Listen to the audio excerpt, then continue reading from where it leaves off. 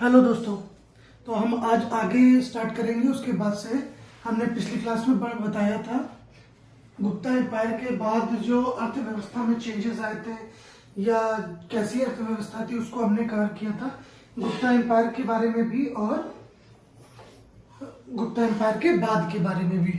तो आज हम स्टार्ट करेंगे कि गुप्ता एम्पायर के बाद या गुप्ता एम्पायर के समय में राजनीतिक स्थिति या समाज में या पॉलिटिकल डिसबैलेंस जो भी पैदा हुआ था वो किस प्रकार का था। तो सबसे पहले आप ये समझिए कि जब मौर्यन डायनेस्टी का राज था या जब भी केंद्र में एक शक्तिशाली राजा होता है तो सबसे पहले क्या कोशिश करता है कि एक केंद्रीकृत शासन व्यवस्था का निर्माण करता है। केंद्रीकृत शासन व्यवस्था में क्या होता है कि वो अपने पास सारी पावर्स रख लेता है और डायरेक्ट कंट्रोल करता है। तो भारत जैसे विशाल देश में जहां पर भौगोलिक परिस्थितियां दूसरी हैं, विंध्याचल सतपुड़ा रेंज के बाद के जो राज्य हैं दक्षिण के, उनको डायरेक्ट कंट्रोल नहीं किया जा सकता। इसीलिए राजा जो शक्तिशाली राजा हैं जैसे अलाउद्दीन खिलजी, समुद्रगुप्त, चंद्रगुप्त विक्रमादित्य और चंद्रगुप्त मौर्य, इन सभी राजाओं ने डायरेक्ट कंट्रोल ना करके एक सामंतवादी प्रणाली मतलब इनडायरेक्ट कंट्रोल शासन आपका ही रहेगा, केवल आप उसको टैक्स देंगे। तो गुप्ताओं ने भी यही किया है।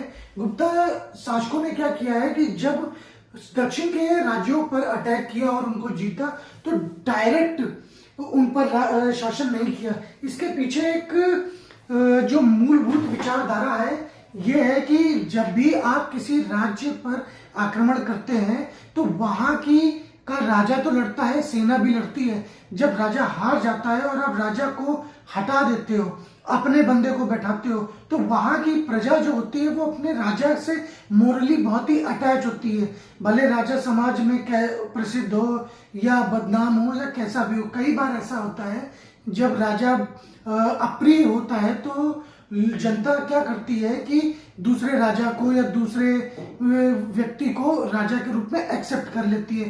परंतु जब राजा न्याय प्रिय, धर्मनिष्ठ और दयालु होता है तो वहां की प्रजा किसी भी दूसरे राजा को एक्सेप्ट नहीं करती है। तो ज्यादातर जो शक्तिशाली शासक है उन्होंने क्या किया है कि वहां के राजा को हटाने के बजाय अगर प्रजा का समर्थन राजा को प्राप्त होता है तो उसी राजा को राज करने दिया जाता है और वहां पर अपनी शासन व्यवस्था से राज व्यवस्था में कुछ परिवर्तन किए जाते हैं और सालाना कुछ टैक्स बोला जाता है कि आप हर साल हमें इतना टैक्स देते रहेंगे, हमारे सिक्कों का उपयोग करेंगे, हमारे आदेशों को अपने राज्य में लागू करेंगे। इसे कहते हैं सामंतवादी व्यवस्था या डिसेंट्रलाइजेशन। सेंट्रलाइजेशन में क्या होता है कि बंदा भी हमारा रहेगा और कानून व्यवस्था भी हमारी ही रहेगी। तो गुप्ताओं ने दक्षिण के जो राज्य थे वहां पर यह व्यवस्था लगाई और जब गुप्ता शासक विस्थापित हुए तो जब हर्षवर्धन का साम्राज्य आया तो हर्षवर्धन का पूरे देश पर तो शासन था नहीं। उसका शासन क्या था, केवल गंगा यमुना की वादी का ही था। गंगा यमुना की जो वादी थी वो सतपुड़ा रेंज के आगे नहीं जाती है क्योंकि हर्षवर्धन को पुलकेशिन द्वितीय ने पराजित कर दिया था। हर्षवर्धन के शासन में क्या था कि उसने कहीं भी डायरेक्ट कंट्रोल करने के बजाय वहां के राजा को ही शासन करने दिया। केवल कानून व्यवस्था और एडमिनिस्ट्रेशन अपने अनुसार चलाया कि समाज में कौन से नियम रहेंगे, राज्य कौन से धर्म को आरक्षण देगा। हालांकि वो हर्षवर्धन एक बहुत ही लिबरल शासक था, उसने संपूर्ण धार्मिक स्वतंत्रता दे रखी थी। उसके बावजूद भी कई बार मतलब उसने ब्राह्मणों का दमन किया क्योंकि उन्होंने होहेन-त्सांग को अपमानित किया और हर्षवर्धन एक शक्तिशाली शासक था, उसके बावजूद भी उन्होंने विद्रोह किया।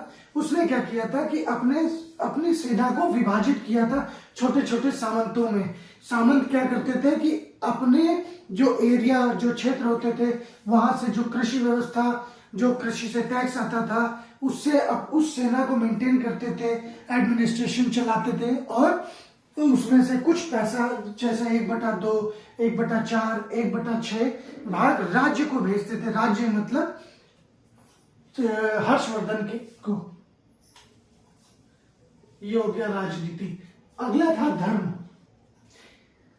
ऐसा बोला जाता है कि जो गुप्त साम्राज्य था वो धर्म को लेकर बहुत ही सहिष्णु था और ये स्वर्ण युग माना जाता है। गुप्त साम्राज्य से लेकर गुप्त साम्राज्य के उदय से लेकर हर्षवर्धन तक के साम्राज्य का जो समय होता है उसको स्वर्ण युग माना जाता है, क्योंकि यही वो समय था जिसमें हिंदू धर्म एक बहुत ही ताकतवर धर्म के रूप में प्रसिद्ध हुआ। क्यों? इसके भी कई रीजन थे, मैं आपको एक मिनट का समय लूंगा बस।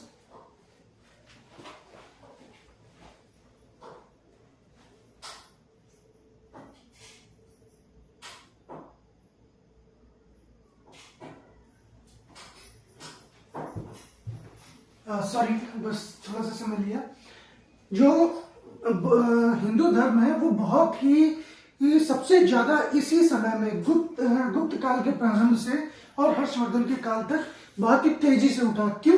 क्योंकि गुप्त वंश के प्रारंभ से पहले हिंदू धर्म में बहुत सारी कुरीतियां, अत्याचार होने लगे थे और जो पुरानी परंपराएं थी वो जटिल हो गई थी और लोगों को समझ में नहीं आ रहा था कि हिंदू धर्म ज्यादा अच्छा है या बौद्ध धर्म, जैन धर्म, क्योंकि ऐसे समय में बौद्ध धर्म बहुत तेजी से शुरू में विकसित हुआ और गुप्त काल प्रारंभ होने तक वो भी जटिल होने लगा। इसमें भी तंत्रवाद का प्रारंभ हो गया, वज्रयान का प्रारंभ हुआ और बौद्ध धर्म बहुत सारे शाखाओं में विभाजित हो गया।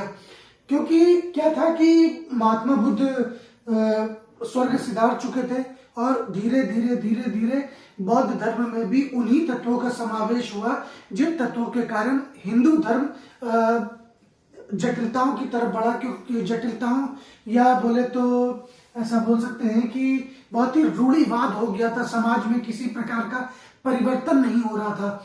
और जब गुप्त काल प्रारंभ हुआ तो हिंदू धर्म के जो महान प्रकांड पंडित या विद्वान थे उन्होंने हिंदू धर्म में परिवर्तन लाने के लिए एक उदारवादी दृष्टिकोण अपनाया और हिंदू धर्म में उन्होंने दो प्रमुख देवताओं का समावेश किया। यही वो समय था जिसमें भगवान विष्णु के 10 अवतारों का उल्लेख किया गया है।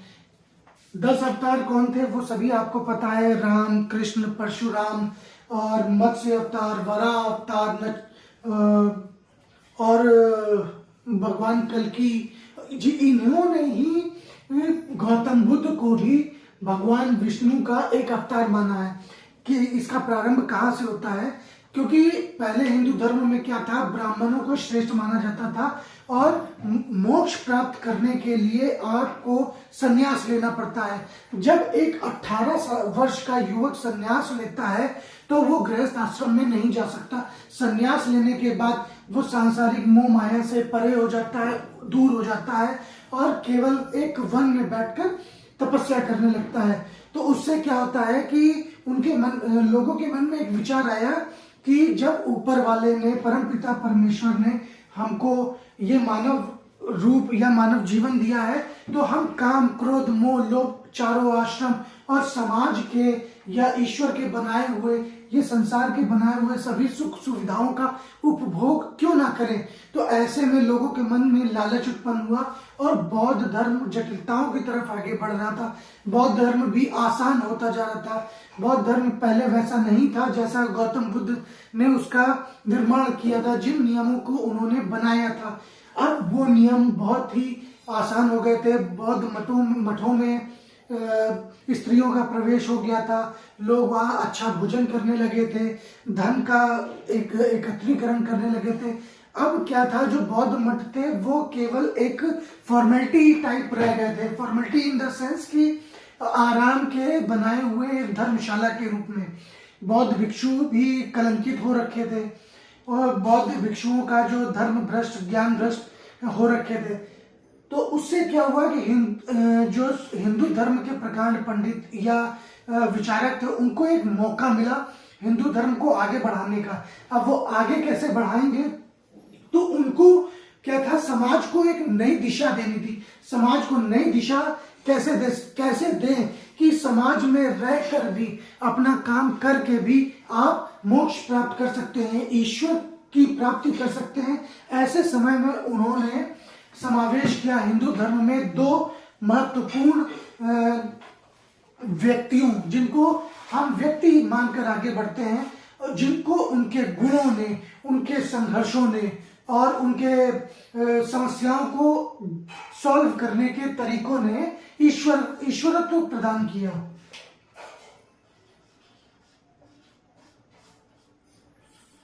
मैंने पहले अपने शब्दों में उनके लिए व्यक्ति का प्रयोग किया और बाद में अब उनको भगवान कहकर पुकार रहा हूं। इसका मेन रीजन है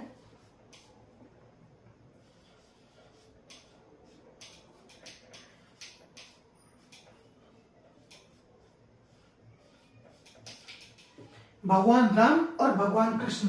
पहले मैंने इनको व्यक्ति कहकर इसलिए पुकारा क्योंकि इन्होंने भी एक आम मनुष्य की तरह ही माता के गर्भ से जन्म लिया, लेकिन इन्होंने समाज के रीति रिवाजों और अपने व्यक्तित्व, अपने गुणों, अपने साहस, शक्ति और निष्ठा के कारण एक लोगों के सामने आदर्श प्रस्तुत किया कि एक व्यक्ति, एक इंसान, एक मानव इतना श्रेष्ठ हो सकता है जो सभी मानवों में श्रेष्ठ और जिसकी पूजा की जा सके।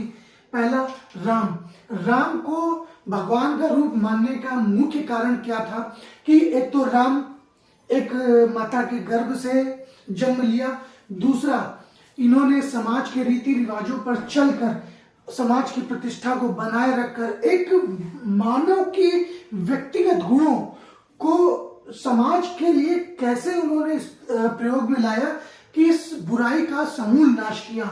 और ये कभी भी पथभ्रष्ट नहीं हुए, अपने शरण में आए हुए व्यक्ति की सेवा करी, जीवन भर अपनी एक पत्नी के प्रति निष्ठावान रहे, ईमानदार रहे। जब इन्होंने अपनी पत्नी का त्याग किया उसके बावजूद भी इन्होंने अपने धर्म को नहीं त्यागा। अश्वमेध यज्ञ में भी अपनी पत्नी के सोने की मूर्ति रखकर उसकी यज्ञ को पूर्ण किया, परंतु दूसरा विवाह नहीं किया। इन्होंने कभी भी अपने माने हुए धर्म, ये समाज के रीति रिवाजों को नहीं तोड़ा और अपनी पत्नी की रक्षा के लिए सागर पर पुल बनाया, असंभव कार्य की, वानरों की सेना के साथ राक्षसों का विनाश किया, महाशक्तिशाली रावण, दशानन जिसको बोलते हैं, मेघनाथ, कुंभकर्ण जैसे योद्धाओं को पराजित किया। दूसरे भगवान कृष्ण भी एक व्यक्ति के रूप में, एक मानव के रूप में ही माता के गर्भ से जीवन धारण करते हैं और इन्होंने बचपन से ही पूतना का नाश किया और ऐसे ऐसे अलौकिक कार्य किए जो एक व्यक्ति के रूप में माने नहीं किए जा सकते। ऐसा माना जाता है कि ये ईश्वर का वरदान था इनको। जब सेल्यूकस निकेटर भारत में आता है तब वो भगवान कृष्ण को ही ऐसा वर्णन करता है कि मथुरा के जो निवासी थे वो भगवान कृष्ण की पूजा करते थे, लेकिन हिंदू धर्म में इनको भगवान के रूप में जो समावेश है वो बहुत बाद में मिला। गुप्त काल में आके इनको भगवान मानने का सबसे मुख्य कारण क्या था, क्योंकि इन्होंने एक महाभारत, जिसको जय संहिता बोलते हैं, ऐसे प्रकांड युद्ध में भी वो मानवता को गीता का ज्ञान दिया और समाज को एक नई दिशा दी। हम इतना ही रखते हैं, कल इसके आगे चलेंगे।